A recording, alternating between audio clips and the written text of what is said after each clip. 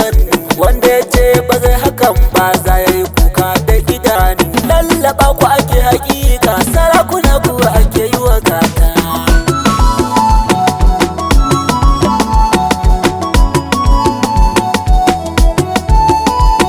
Maza bayin ku ne mu, dole mu nemo mu ba ku, komai ya zama naku. Sarakuna dole a bi ku, a duniya waza ya kai ku, salo da girma ku iya taku, ba wanda za ya raina ku, ku ne iyayen duniya mata.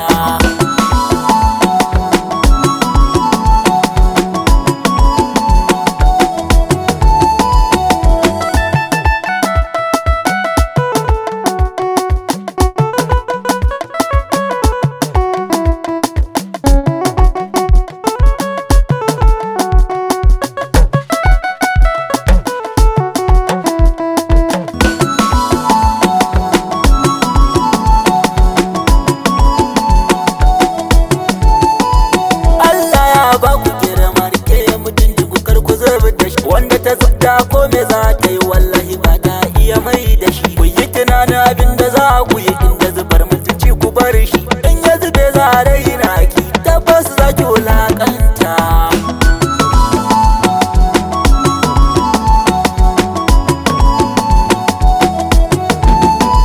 Dukkan ku sarakai ne, yana manya har da yan mata, ban ware guda tsakanin a ciki babu wacce tafi wata, sai dai wacce tafi tsoron Allah a tsakani an bambanta ta, ita ce tafi wadda tsakanin ku tabbas an fifita ta.